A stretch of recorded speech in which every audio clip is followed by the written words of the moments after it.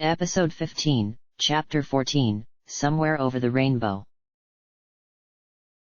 Chapter 14, Somewhere Over the Rainbow. June 1st, 0000 XD. So, you were successful. Gaspar smiled as they emerged at the end of time. Luca, Robo and Isla all ran over, shouting greetings. Chrono, you're back. The procedure was successful. Chrono. Yeah, I'm glad to see you too. The team laughed. Thanks, Gaspar. We'd be dead if it weren't for you. The old man harumphed. Bah. Don't thank me. You guys did all the work, I just helped you out of it. And broke about a dozen rules and regulations in the process. Came a familiar voice from the door. Chrono turned and laughed. Hey, Specchio. Put on a few pounds, I see. The purple Masamune clone laughed back. Welcome back, Spiky. Boy, are you gonna get it, Gaspar? They're really pissed. Could ya forward them a message for me? The old man said, raising his middle finger. Specchio shook his head, still chortling. Sorry, bud, but no. You've still got things to do, and forwarding that message might result in you being atomized or something. You'll have to handle this yourself. Yeah. Gaspar dismissed it. Anyways, Chrono. If you really want to thank me, make me a part of the team. Don't you think you're a little old? Luca called out cheekily. In response, he jumped 10 feet into the air and performed a German suplex on her. ARGH. Everybody else in the room except Specchio stared, wide-eyed. Gaspar picked himself up and walked back to the lamppost, ignoring the moaning pile of scientists. Chrono raised an eyebrow. Well, I can't argue with your credentials, and the demonstration scores 5 stars. You're in. Gaspar sighed. Actually, I can't really help you in the physical sense. However, since you accepted me as a team member, I can now use more of my powers than before. You're still gonna get chewed out, though. Specchio added. Shut up, fat boy. Anyway, as you recall, the last time you took on Lavos, you got the bad end of the bargain. You don't have to tell me about it. Chrono said, rubbing his head. Dying isn't something I'm likely to forget. I wouldn't. Gaspar conceded. At any rate, you were fated to lose that battle. But now, you can take him on at any time and stand a fair chance of winning. But that's not the only thing you can do, there are a number of secondary quests which you can undertake, each of which will raise your power greatly upon completion. He stopped talking and took out a plate-sized wooden circle, with 8 gems of different colors set in it, yellow, blue, brown, red, white, green, purple and black. The yellow stone was shining brightly, while the others were dimmed. Gaspar smiled. Pick a stone. Chrono looked at the gems, then at the party. I dunno. One of you guys pick. Marl silently walked up and pointed at the blue stone. Gaspar nodded and placed his hand on it. In the Middle Ages, there exists a marvelous artifact, which shines like a rainbow. Ask the one known as Toma for aid. He sighed, slumping forward. The problem with using that thing is that it wears me out. I'll need to nap for a bit before I can do that again. His rambling was interrupted by a loud whining from the dock, as Epoch suddenly appeared and powered down. Your Wings of Time appears to have followed you. It looks as though it has a heart and mind of its own. You're very lucky to have it. Now, Time to sleep. Oh no, you don't. Specchio chortled. Nice try, bub. You still need to have that little talk. In the door. Grumbling, Gaspar walked past the shapeshifter and through the door. Specchio looked at the group. I can't help you as much as the old fart, but I can give you a few hints. For this one, take Cave Girl. And visit her place before you go on. Okay. Chrono looked at the group. I'm guessing you three will want to rest. That leaves Luca or Robo as the third adventurer. Luca and Robo looked at each other, then, on some shared thought, began playing a game of rock paper scissors. Or, in Robo's case, club tinfoil laser. Luca won and skipped over. Okay, let's go. I'm sick of this place. As they turned to leave, an explosion came from Specchio's room, and a blackened Gaspar tottered out. Chrono just shook his head and got in the epic. I like the wings. You say Dalton put them on. You up. I'll send him a Christmas card. I'm sure Specchio could find a way to get it to him. But for now, onward. June 1st, 65 million BC. At Isla's insistence, their first stop was the ruined Laraba. But it was empty. Where'd they all go? Chrono wondered. Hold it! There's somebody in the very back. It's a new. The creature opened an eye as Chrono approached. Humph! I give you strange rock, you go away, new. Depositing a spherical silver stone into his hand, the new dropped off again. Concluding that there was nothing else here, the team departed. Maybe Chrono no. Isla said as the team went to Ioka. When they landed, though, the mystery of the missing Laburans was solved. They were in Ioka. Chrono stepped out of his tent when he heard Epoch's landing, and his face broke into a wide grin. Isla. Chrono. Luca. How you been? Laughing, Isla ran over and caught him in a bear hug, then playfully pinned him. Chrono still not strong as Isla. Who chief now? He puffed his chest out proudly. Chrono chief. Isla grinned. Take good care Ioka. What new? Chrono mused. Trading man have new armor in. Go see. Much expensive, though. 10 of each. Aya. To hunting range. Isla commanded.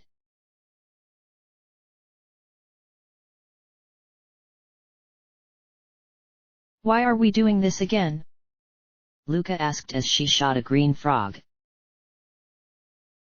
To get local currency. Chrono responded, killing another. UWAAAOOOO. Isla shrieked happily, splattering a grey blob creature across the range. How many we have now? 9 petals.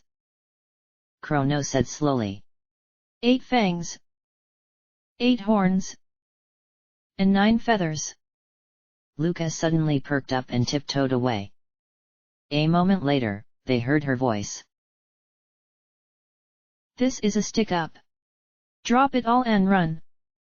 A moment later, the noise of something heavy crashing away came, and Luca walked back carrying 3 of everything. Anu. I jumped him from behind. We've got enough now, let's go.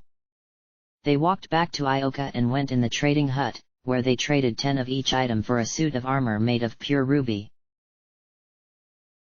Ruby armor, Chrono mused.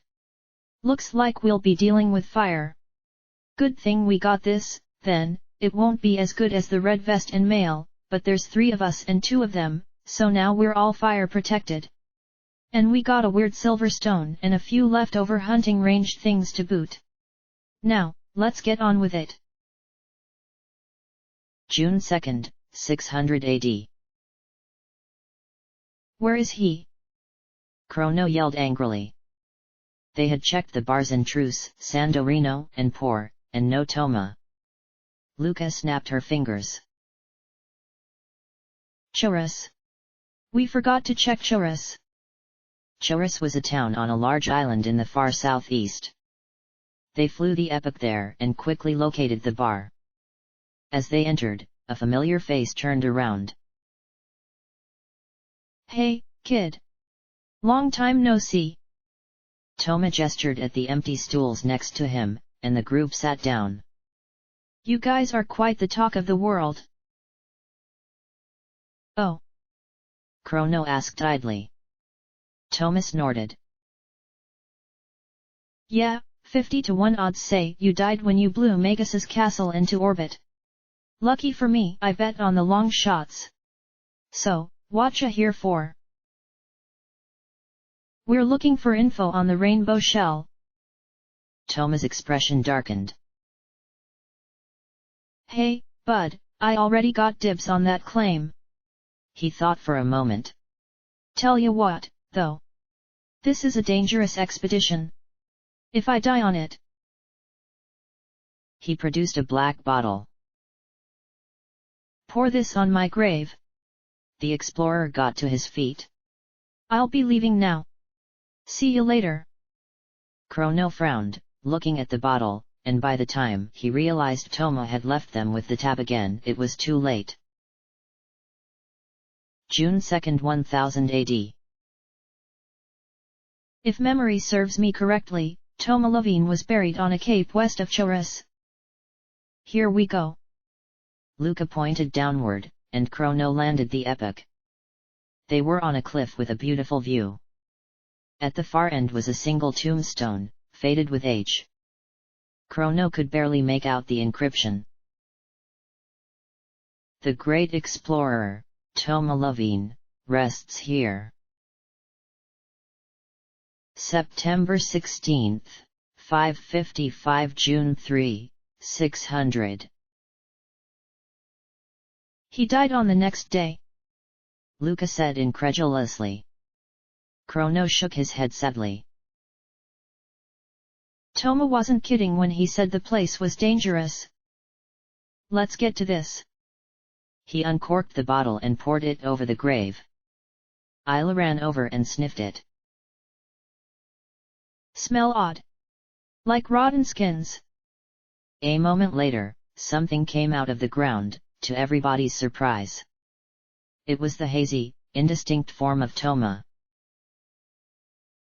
Hey, buds. It said weakly. Bugger caught me by surprise. Chrono noticed the huge teeth marks all over the explorer's ghostly body and shuddered. Toma laughed. Hey, don't cry for me. I don't really mind. What day is it?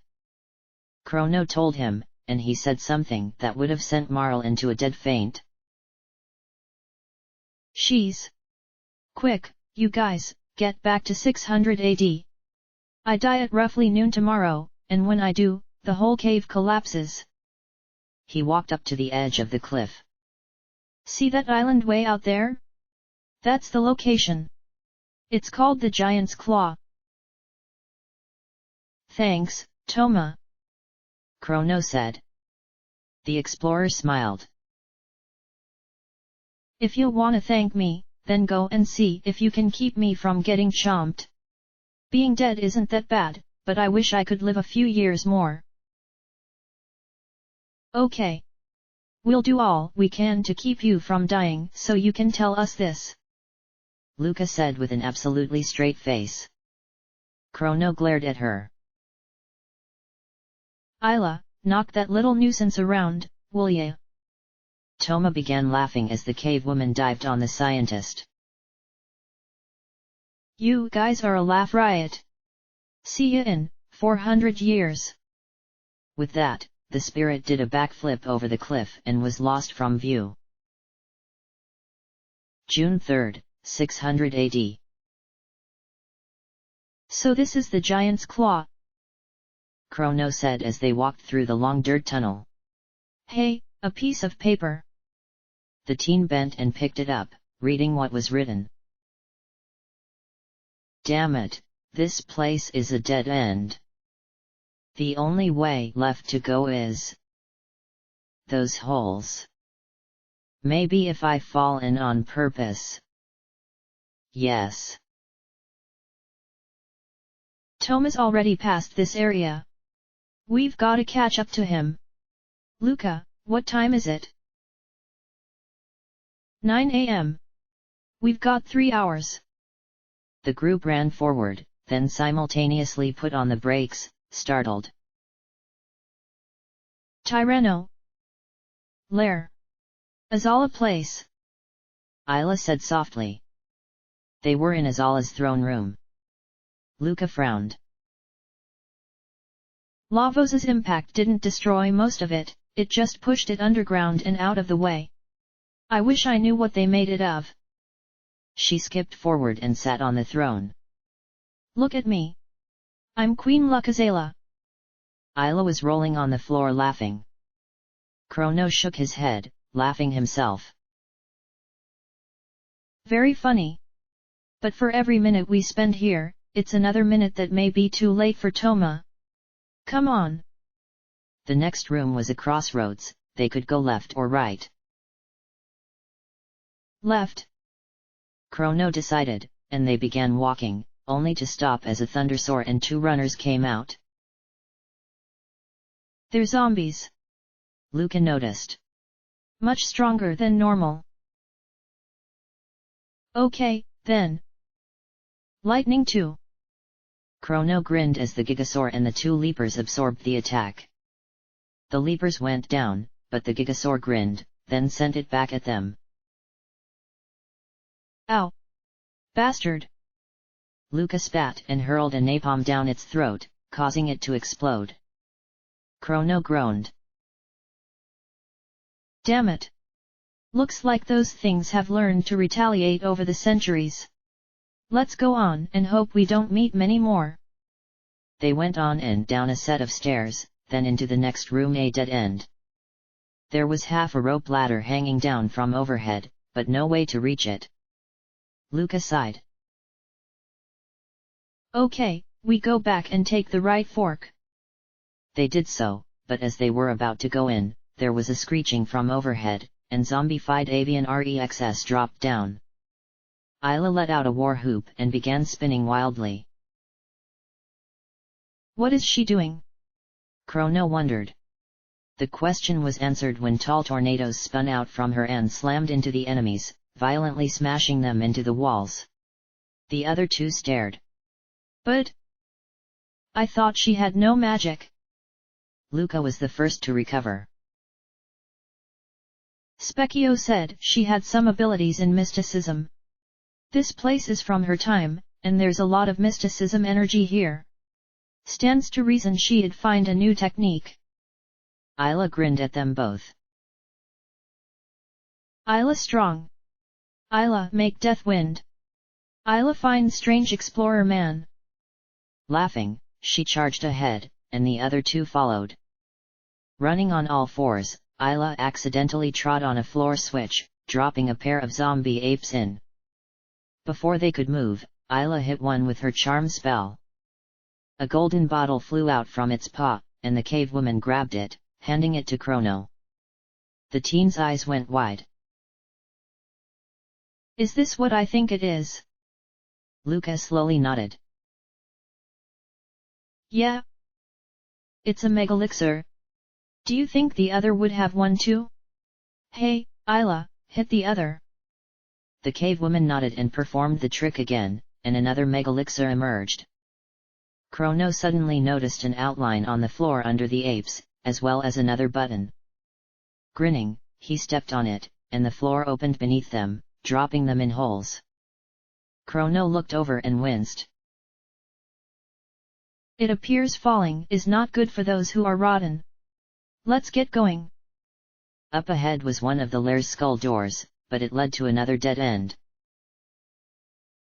Now what? Isla wondered. Chrono thought back to Toma's note and looked into the holes again, this time seeing the path onward. We jump down. Use those dead apes as landing spots. He jumped down, followed by Isla. Luca shuddered and waited a moment before jumping, thinking that it was a good thing Marl wasn't here. June 3, 0000 XD. What are you thinking about, Marl? Robo asked. The princess raised her head, looking at the robot. My dad. I wonder how he's doing. Robo blinked. Ah, yes. Parentage. Such an interesting part of human life. Marl looked at him oddly. What do you mean, Robo? Don't you have parents? The robot stared at her, then began laughing in his odd manner. Marl, I am a robot, not a biological life form. Such things are a physical impossibility. Marl frowned. Now hold on a moment. I thought you said that those 6R series we fought in the factory were your brothers. Robo stopped laughing. A figure of speech. We were all built as a group. I have no father or mother. We came from an assembly line. Marl shook her head sadly. So you can't understand love? Robo suddenly stiffened. Robo. The robot didn't respond. The word love had triggered something. A memory of a voice. Prometheus, it's no good. They've been taken, just like the others. There's no way around it. I'll hold them off. No. Don't interrupt, I want to do this. You oversized toaster, didn't it ever occur to you that I love you too? One of us has to hold them off, and you're a scientist, not a fighter. I'm lost, even if you're the one who stays. Now, go. Get away from this place. Prometheus. I love you. And I promise I'll never forget you no matter what happens. Now run. Ugh. Robo started forward, holding his head. Marl jumped. Robo, what happened? The robot slowly got to his feet. A memory of my past. Somebody speaking to me. Marl, I think I would like to go into stasis now. Marl bit her lip. Oh. Okay. Robo's eyes dimmed as he dropped off. Marl looked around idly at the others. Frog and Magus were also asleep, as far away from each other as possible, and Gaspar. No need to finish. So, I've got two options. I can go to sleep myself, or watch The Simpsons with Specchio. A moment later, another voice joined the snoring. June 3, 600 AD. Stupid apes. Chrono grumbled. Hiding in that gorge like that. Well, at least we got 2 more megalixirs. Hey, look at that. He bent over and picked up the shining blue rock. What do ya suppose this is? Beats me. Luca said, looking at it. It looks similar to the black one we found in Zeal and the silver one we got from the new. Isla, uninterested in rocks, went on ahead. Front hall of lair. She called back. They had reached the large hall that was originally the first room of the Tyranno lair. 2 leapers appeared to be sleeping. The tip-off was the pools of blood beneath them. Luca checked the knife marks in their necks. These can't be more than 5 minutes old. We're gaining on him. Chrono nodded. We started at the top. I'm guessing the rainbow shell's at the bottom. Let's go to the dungeons. Unfortunately, the skull door leading to the dungeons was jammed shut, and they were forced to go up to the second floor. Same old guarded crossroads. Chrono noted, seeing the fossil ape to the right and the gigasaur to the left. He grinned. Same old buttons. The traps worked as well as they did back in 65 million BC, dropping the beasts into the void. The left path was another dead end, so they went right. Walking past a couple watching rebels, they found an open skull door with a single treasure chest in the back. Shrugging, Chrono opened it, and the trap door dropped them all into a prison cell. Great. Now what? Luca grumbled. Isla smiled and broke the decrepit bars. Oh. That. Chrono walked out. We're almost to the bottom. Let's hurry. They ran down to the final cell which had held Kino, and found somebody else there instead. Toma. The explorer spun around at Chrono's shout. Huh? What are you? Oh. He frowned, remembering. So, I died. Yeah. Chrono nodded. We're here to save your ass and take home the shell. Toma cracked a smile. Given a choice between that and dying horribly, you make one damn convincing argument. Let's go on. The four friends walked through the rough opening in the back of the cell, and froze. Standing in front of them was the zombified black Tyranno. Its head was a horrible mass of melted flesh and exposed bone, colored a bloody red. The rest of its body was a more rusty red, stained by Lavos's impact. It did not seem to notice them, it just stood there, roaring endlessly. Tyranno back! Isla yelped. Isla thought dead. We fight again. Again. You fought that thing. Toma gasped. Chrono slowly nodded. Yeah. We're the ones who did that to its head. We left the red armor back at the end of time too. Great. It doesn't seem particularly intelligent. Maybe we can slip past. Toma, stay behind, I think this bugger was what did you in. No sense taking chances if it comes down to a fight. Luca, put on the ruby armor just in case. That turned out to be a good move. As they walked over, it noticed them for the first time, angled its head to glare at them, and changed the pitch of the roars so that there was no mistaking the challenge implicit. The group gave up the sneaking act and took up their battle positions. Chrono grinned. We're not gonna go easy on you this time. Confuse. The teen jumped to its head and moved around it, his blade slashing, flashing, and cutting insanely before finishing with a mighty upward smash.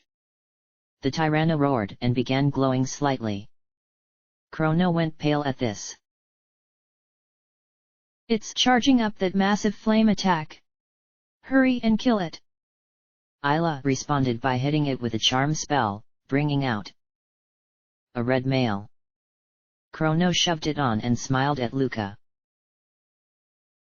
Shall we? She smiled back. Let's.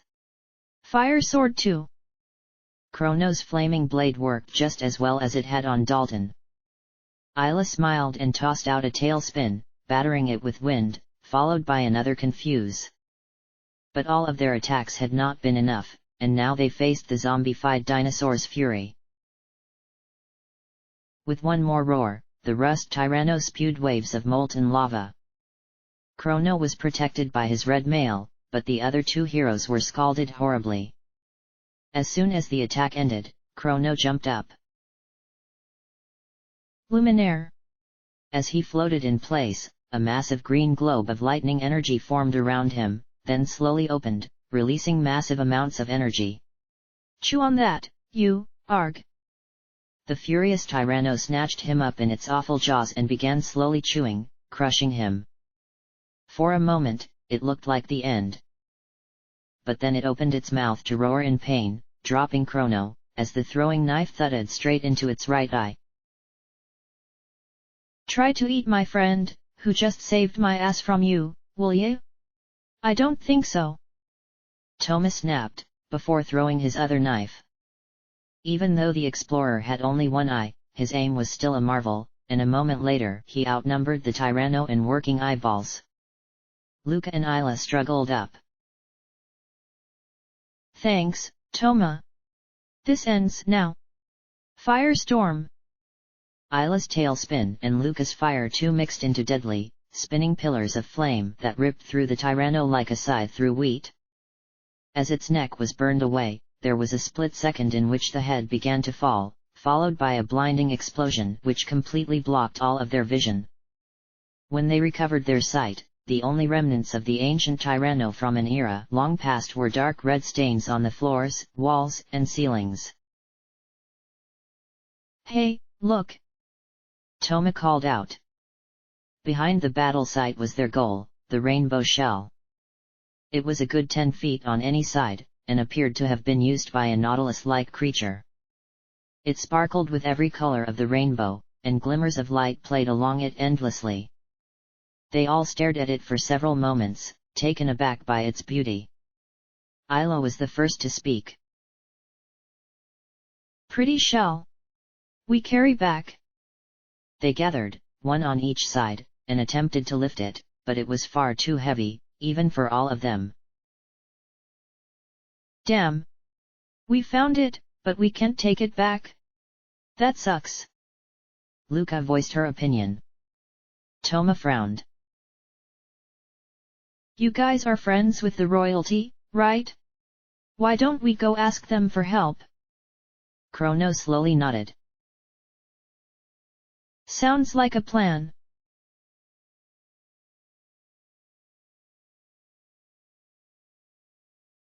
On their way back, the group had switched Luca for Frog, since they were going to Guardia Castle. Toma made no comment. The knight still looked tired from the ordeal on Death Peak, but managed to act normal as they walked in. The soldiers at the front gate were wide-eyed as they saw who it was. Sir Frog. Sir Chrono. The king wishes to see you. As they walked into the throne room, the king half rose. My good sirs! Is it true that you hath defeated Magus? Frog kneeled. I doth swear that Magus shall never disturb ye again. The king smiled. Most excellent. Aren't you the explorer, Toma Levine? Toma nodded, and Chrono spoke up. Hey! We have a favor to ask. The king listened to the story of the rainbow shell. I get it. You want me to bring the rainbow shell back here and store it in the basement? The queen turned to him. Please? Do it for Frog. He nodded. Done. I shall declare it a national treasure. Knight Captain. The gold-armored leader walked up to his king. Yes, my lord. You shall immediately take the knights to the giant's claw and retrieve the rainbow shell. The captain turned and left, and the king returned his gaze to Frog. Frog, before now you have been the guardian of my queen, but held no official title. No more. As of now, I declare you a knight of the kingdom. Frog bowed, trying to hide his eyes. Waste not such precious words on me. Queen Lean smiled. Frog, I know you have a lot to do now. But when you're done, come back to the castle and stay as long as you want. My heart is glad. Thank you, my liege. The group slowly turned and walked outside, to the epic Nobody spoke until they were in flight. Toma was the first. Ahem. Could ya drop me off at Chorus? Chrono nodded. Sure, Toma. On the island, they landed near the local bar, and Toma jumped out. So, you guys got the rainbow shell after all? But I'm not sore. Better than me being Tyranno Chow. But I will find the sunstone first. Ha ha ha. Chuckling, he disappeared into the bar. June 3, 0000 XD. So, now what? Chrono asked. Isla charged over to Gaspar and grabbed the brown stone on the wooden wheel, waking the guru. Wah! There's an object that shines like the sun, casting light on each generation. Look on an island south of Belthasar's dome. When you're done there, go to the northwest corner of the world. ZZZ. He dropped back off. Specchio stuck his head out the door. My turn. Take Cave Girl again. And here. You'll need this. He tossed something that Chrono caught. Beef jerky? Well, whatever. Thanks, Specchio. Frog, why don't you swap with Robo? Robo eagerly switched places with the knight, and they were off again. June 3, 2300 AD. There's the island. Chrono pointed out. They landed and discovered that the only feature was a single cave. Inside was something they had though they would never see again. This architecture. Zillion. Robo noted. It was like being back in the ocean palace. There were two main pieces of land, the one they were standing on, and one in the back, separated by a river of lava. As they walked over, something emerged from the lava. WEEEOOOOORRRRRGGGG. The creature was a large orb, red with black patterns. Its only real feature was the single eye on the front. 5 small flames appeared in a circle around it, and it squealed again. While in Zeal, I read that the guardian of the Sun Palace was a horrible monster known as the Son of Sun. It is hostile. Robo yelled, but Isla had already taken action, casting charm, and receiving a blackmail. The Son of Sun was not amused, it spoke a single word in a horrible voice that sounded like a watermelon squishing combined with nails on a chalkboard. Flare. With a rushing sound, waves of pure red energy exploded out of it, smashing all 3 with tremendous power. ARGH. Robo use heal wave thingy. Isla gasped. Robo understood and released a heal beam. Chrono grinned. My turn. HIYYYAAA. He charged forward, aiming his sword for the eyeball. And it passed through, like there was nothing there. Huh. ARGH. It counterattacked with another flare. Robo frowned. I remember.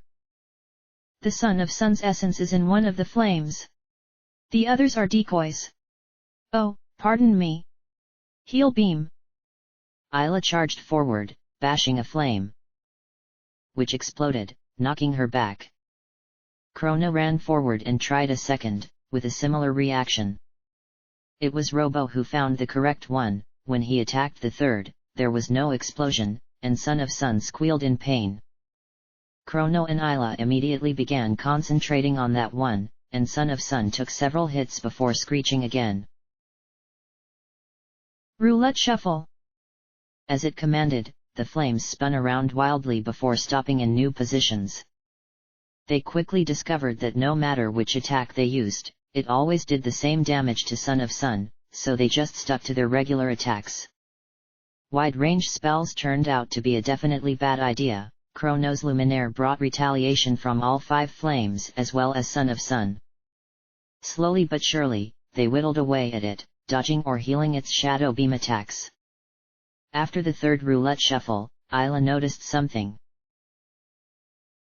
Fire going out. Indeed, the flames were sputtering, and Son of Sun looked sickly. Chrono grinned. We got him. Keep it up. He found the flame, and the foe writhed. Desperately, it cast flare, but that did not save it. Isla was bearing down on the vulnerable flame. The Son of Sun sucked all the flames into itself, becoming solid, and attempted to run. Robo was waiting. My brothers were masters of the beast toss technique, but I could never master it. Would you care to try it with me, Madam Isla? The cave woman grinned wolfishly. Picking up the frightened Son of Sun, Robo punched it over to her, and she sent it back. Back and forth the Son of Sun went, until Isla finished by heaving it across the river of lava, sending it crashing into the back. Touchdown! She said impishly. Chrono facepalmed. Too much TV? Well, now what do we? Oh! As he spoke, a bridge extended across to the other side.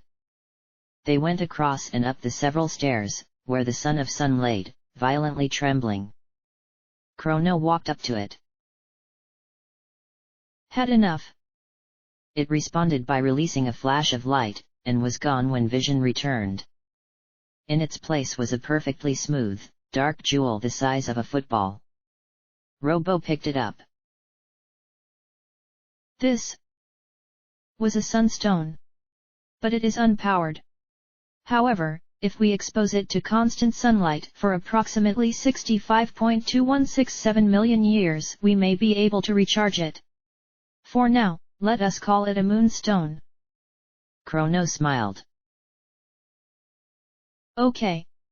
Gaspar already told us where to go, and the time is obvious. So what are we waiting for? June 4th, 65 million BC. The northwest corner of the world. Chrono looked at the small island with a cave. Let's go inside. The cave was simple, the only unique thing was at the back, where a beam of sunlight shone through a hole in the roof. Chrono gingerly placed the moonstone into the center of the light. Okay. Now, let's go back to 2300 AD and check this place. June 4, 2300 AD. Stone gone. Isla yelped. If that moron Toma took it, I'll... Chrono growled before lapsing into unintelligible profanity. Robo blinked and scanned the dust patterns. I detect it has been gone 1300 years. Let us look in your time, Chrono. June 4, 1000 AD. Hey, what the hell? Chrono choked. There was a pillar of light rising from the house of the mayor of Por. He quickly landed the epic and went inside. The mayor was lounging on the couch, going through bags of gold coins. The house was a garbage heap, and there was nobody else there, but he didn't seem to mind. Excuse me? But have you found a sunstone? Chrono asked. The mayor began snickering. Ha ha. Sunstone? Ha ha ha. Never heard. Ha ha. Of it. GWAA ha ha. Chrono shook his head, disgusted at the obvious lies. He wanted to teach the slob manners with his sword, but the teen was already on thin ice with the government in his time. Maybe I can do something in the past. Change his family line or something. June 4, 600 AD. I'm sorry, dear, the mayor's wife said to her husband as Chrono walked in. There's not a scrap of jerky left in the entire town. I'm afraid I can't make your favorite meal for your birthday. Chrono blinked and pulled out the jerky Specchio had given him. The lady looked over to the visitor and gasped at what he was holding. Jerky? Please, sir, will you sell it to me? I'll pay anything. Chrono smiled and pressed it into her hand. Take it.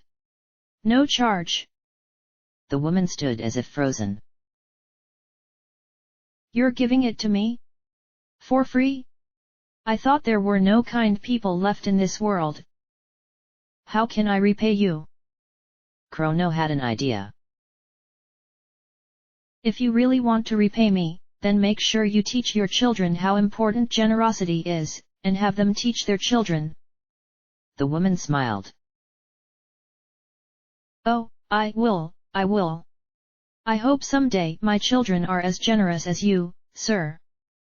Chrono nodded and walked outside, and the noise of the epoch taking off rang through the air. The mayor's wife turned to see her husband approaching. Dear, have you heard the news? Magus is defeated. The war is over. We got some pictures of the heroes who took him on single-handedly. The mayor's wife took one look at the pictures he was holding before fainting. June 4, 1000 AD. The mayor's house was changed a great deal. Now, the entire house was bright and clean, and happy children ran through it. The town looked a lot better too. It seemed that the money which had previously gone straight to the mayor was now being used for the good of poor. Inside the house, the mayor sat on the couch, going through papers. He looked up. Hey, buds. Can I help you? Chrono smiled. This was a great improvement. Yeah. Have you seen the moonstone? The mayor pointed to the coffee table, where the treasure was resting. Yup. Found it in a little cave while I was on a boat trip. Didn't know it was yours. Go ahead, take it. Thanks. Chrono picked up the stone and started to go. The mayor smiled as well. Share and share alike. Help the needy. Thinking about making that the town motto. What do you think? Sounds good to me. June 4, 2300 AD. They had put the moonstone back in its spot in 1000 AD, and now, it was done. As they entered the cave, bright flashes of light were continually emitted from the fiercely glowing stone. Robo blinked. Perhaps Luca could handle this. I shall switch with her. A moment later, the teenage genius was there, picking up the amazing stone. Let's get back to my lab. I've gotta do some scans. June 5, 1000 AD. The sunstone continually replenishes its own energy.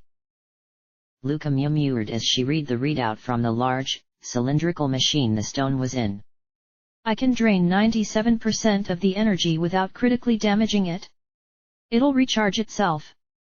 Now, I just have to drain the power and vacuum pack it into a cartridge. A wide beam of purple light shot out of the top of the machine, and Luca began cackling. When the light turned off, she took out a glowing cartridge and replaced the ammunition of her Xelian gun with it. She smiled, pointing it in all directions. Much lighter. Now, to test it. She pointed at the window and fired. A thin beam of light shot out and left a smoking hole through the window. Luca cackled again. Mwahaha! I've created the world's first real laser gun. Now, what to call it? Phaser. Chrono called out helpfully. Shut up. Moonraker. Shut up. X-Buster. Shut up or I'm using this on you next. I know, I'll call it the Wonder Shot. Great name. All of them looked at the door, from which Taban walked in. Hey, Luca. While you were in the bathroom, I nabbed a bit of the sunstone and made something nifty. He held up a pair of sunglasses. Sunshades. They'll channel some of the energy into your attack. Luca grinned and took them. My dad, the mad scientist. Thanks. June 5th, 0000 XD. Now, who would look best in these? Luca said evilly, looking at their slumbering comrades. Chrono pointed at Robo, who was in stasis, and they slipped the sunshades onto him, nearly laughing at the absurd look. Gaspar coughed, causing them to jump. They hadn't known he was awake. Ahem. I'm not happy with you. You're supposed to complete one quest before starting another. The guru picked up the wooden circle, where the brown stone was shining brightly to match the yellow, but the blue was still dim. Chrono facepalmed. Oops. Guess we have to go get the shell. And that means Guardia Castle, my time. Marl's coming. And since we're still on the blue, Specchio's advice about Isla still holds true. Come on. Isla groaned, she was getting tired from all the running around. June 5th 1000 AD. Remember, we're not exactly going to get a warm welcome. Marl cautioned as they walked towards the front door. Me and my dad did not get along well last time. However, what they did get was something that none of them expected. There were soldiers everywhere, blocking off almost all the doors. Marl ran up to one. What's going on? King Guardia is standing trial. The guard reported, amid stunned gasps. The Chancellor is accusing him of selling the national treasures. Fortunately, the way to the courtroom was one of the only ways not blocked. 2 soldiers were standing outside the door, however. Marl stepped up. Ahem. Let me through. Accustomed to life in the castle with a temperamental princess, the soldiers reacted automatically, jumping out of the way. I have here an ancestral will. The Chancellor was saying as they rushed in. Unveil the rainbow shell to the people at the end of the millennium. Nadia! What are you doing? The king whirled around from his spot, staring at the princess. Nadia! The Chancellor is trying to frame me. Insults! The Chancellor sneered. He confirms his guilt. If you're innocent, confirm it with proof. Bring the rainbow shell here. He turned to the guards. Remove them, and do not allow them to pass. Hey! Marl yelled as they were thrown out and the door was locked. That's not. Ooh. She turned to Chrono and Isla. Something stinks here. My dad would never sell the rainbow shell. I agree. Chrono nodded. Let's get down to the basement and find that thing. They tromped down and found that the guard of the cellar was unconscious. Convenient. Chrono muttered as they started to round the corner. Isla, however, grabbed them and pulled them back. Ugly purple snakes. Bad. Marl peeked around the corners and hissed. Gnashers. Dahaha. This plan is genius. The first hissed. The other laughed as well. Yeah. Ha ha ha. We're gonna bring down the kingdom. Ha ha ha. I hear the boss is itching to avenge a grudge that's been in his family for 4 centuries. Ack. Both of them never had to worry about anything again as the crossbow bolts went into their brains. Marl turned to her friends, her face a mask of fury. So, it is a plot. Come on.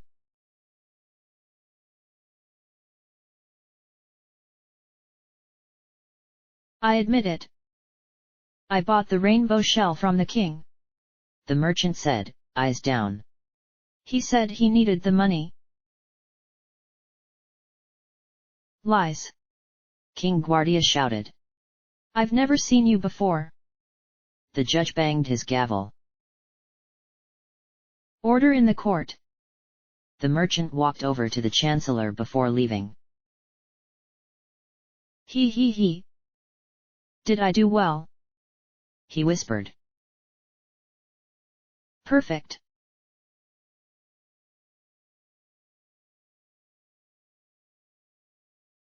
Ambush. Chrono yelled as two Nagaets jumped out from behind a stack of barrels. Without stopping, Marl mowed them down with her crossbow and kept running. The next attack came from two Nashers who jumped out of holes in the wall and a Nagaet who came down the hall like a banshee out of hell.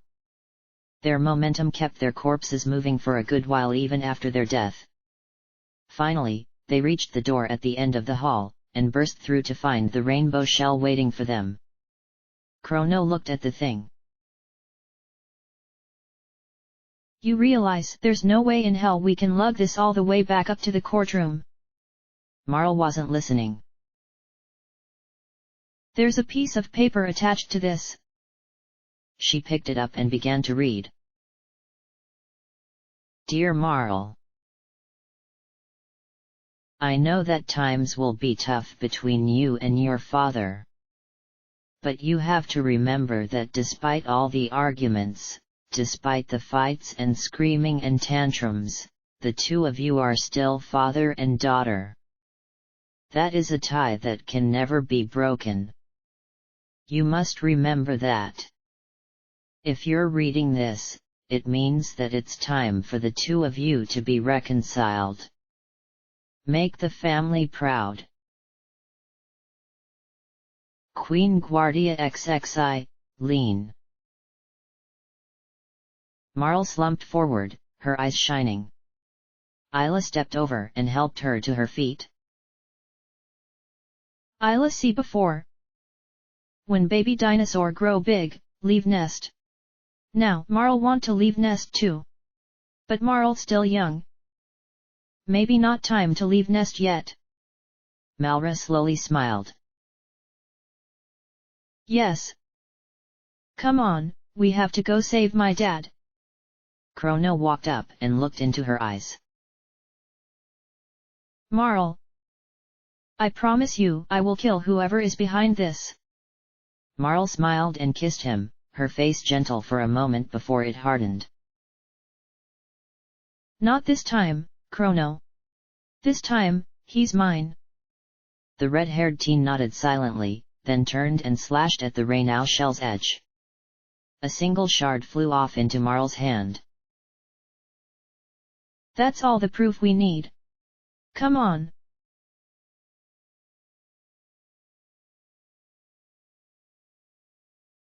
Members of the jury. If he is guilty, stand to the right. If innocent, stand to the left. The judge announced sadly. He already knew the outcome, and he didn't like it. The chancellor was openly gloating as the first jury member approached. Guilty. The second walked up behind him. Guilty. Then a third, and a fourth. Guilty. Guilty. Guilty. Guilty. King Guardia bowed his head. The chancellor had won.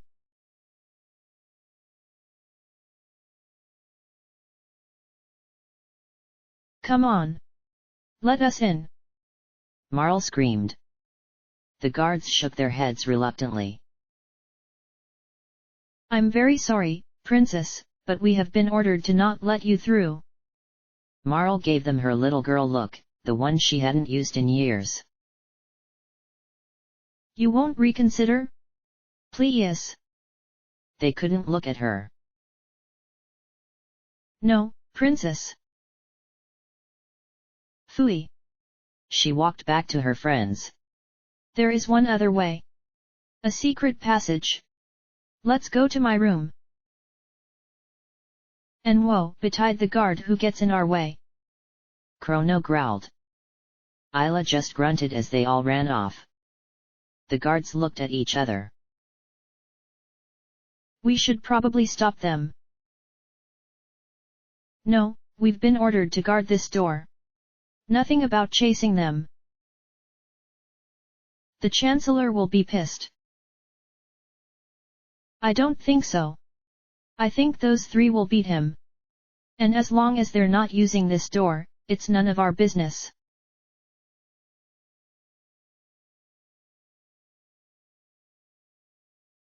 The verdict is in. Guilty.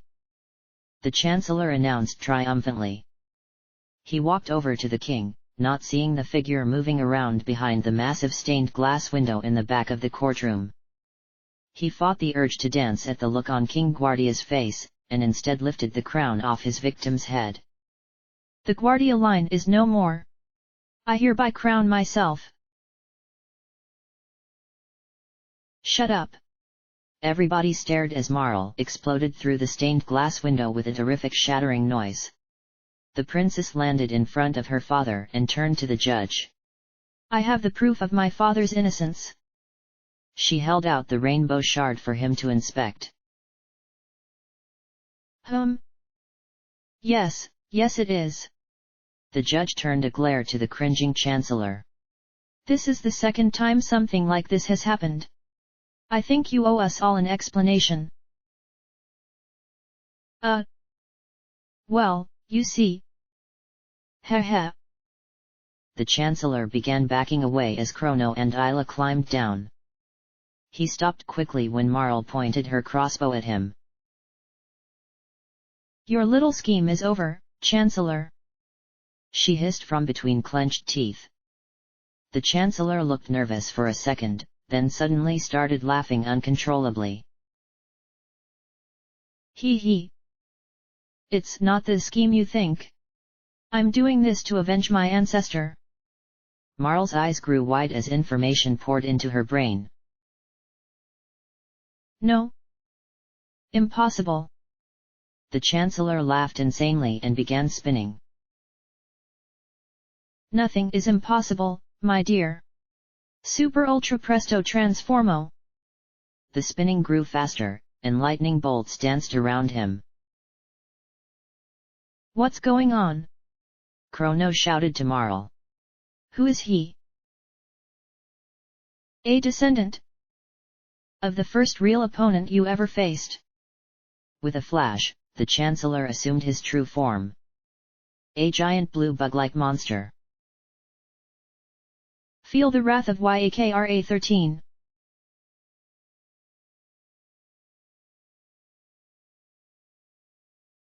Luminaire. The ultimate lightning attack smashed Yakra 13 into the wall, but he quickly recovered. What? Is that all you got? The monster grinned and spewed a gout of brown dust at Chrono, confusing him. Isla charmed a white male as Marl healed Chrono. Yakra snickered. Don't get too cocky, princess. Drulo. He jumped and stomped the ground, creating an earthquake.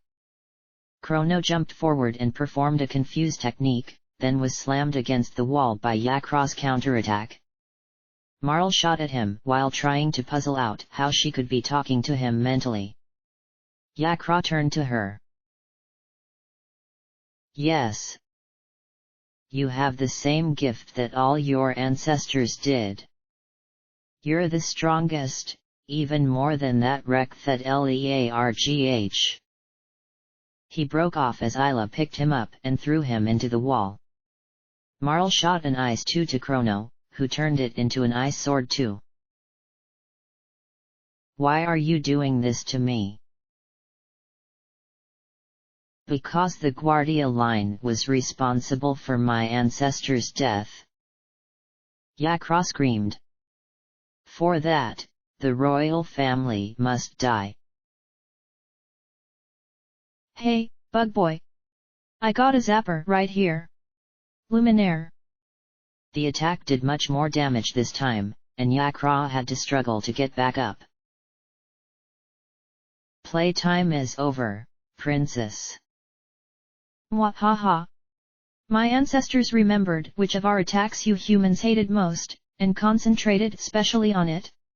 Each generation, the attack grew stronger, until... This is it.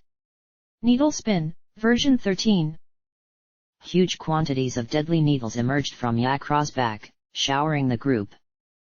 Chrono and Isla angrily went on the attack again, while Marl began tossing out cure spells. You'll never succeed.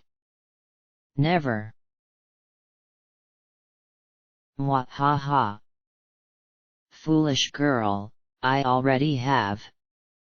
Chrono's trial was first.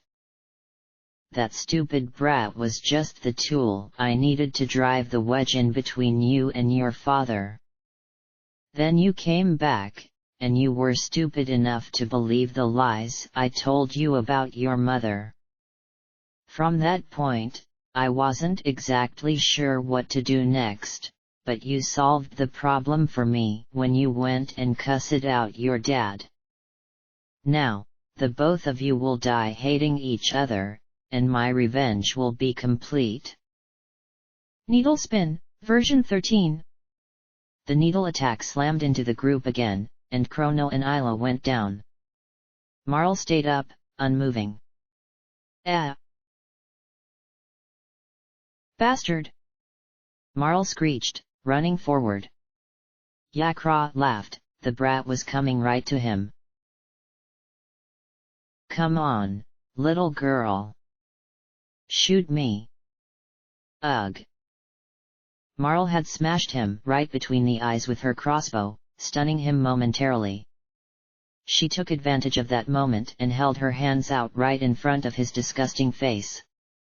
Ice 2. Now, the Ice 2 spell is unpleasant enough normally. Having one share your skull with you is guaranteed to ruin your day.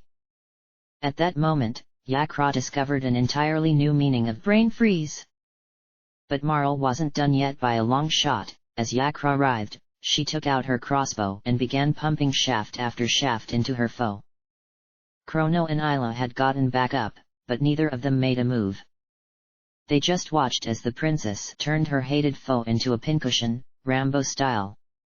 Finally, the damage was too much. Defeated again. With a horrible scream, Yakra 13 exploded. Nadia. As Marl began to fall, her father ran over and caught her. Nadia, I'm so sorry. I was a fool. No. She smiled up at him. We both were. But that's in the past now.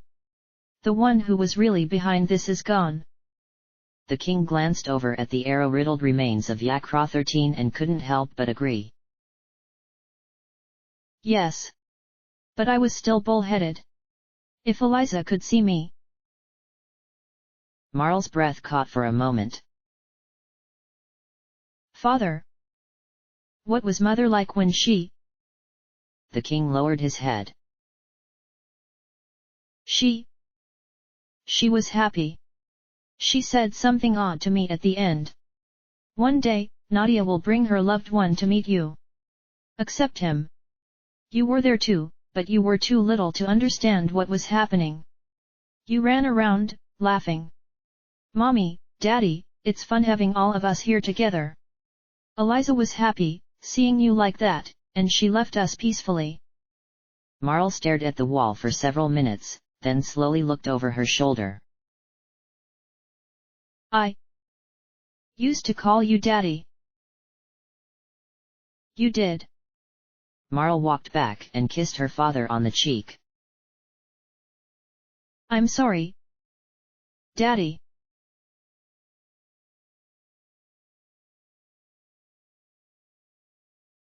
Now, Chrono. They were back in the throne room, and the king was on his throne. I am going to repeal your sentence. Thank you, my liege. Chrono said, bowing. However, they all froze as the king gave Chrono the evil eye. I must insist that you take care of my daughter. If she's hurt, I'll guard her with my life, your majesty. Now, it's my turn to help. All of them looked behind the group, where they saw a familiar face. Melchior. Chrono smiled. The guru nodded. I heard the news, and came down here to see what I could do. Your Majesty, permission to use the rainbow shell to help Chrono and his friends. The king smiled. Permission granted. The group and Melchior walked down to the basement, and the guru examined the shell. Very well. I can either make 1 prism dress, with maximum protection, or 3 prism helms with less. Which will it be? The dress. Chrono said firmly. Melchior nodded, then sighed. It's a shame. If I had a sunstone, I could make more things. Chrono grinned and tossed the sunstone at the guru like a baseball. Melchior caught it easily. I should have known. Now, go and do something, this'll take a while. June 6, 0000 XD. Marl had fallen asleep on the ride back. That must have worn her out more than I thought. And after that Mount Woe thing, too. Chrono noted. Isla groaned. Isla exhausted too. No take Isla anywhere for while. She jumped out. Chrono picked up Marl and carried her to a couch, placing her on it. He bent over and kissed her on the forehead. Sleep well, princess. She smiled. End of chapter.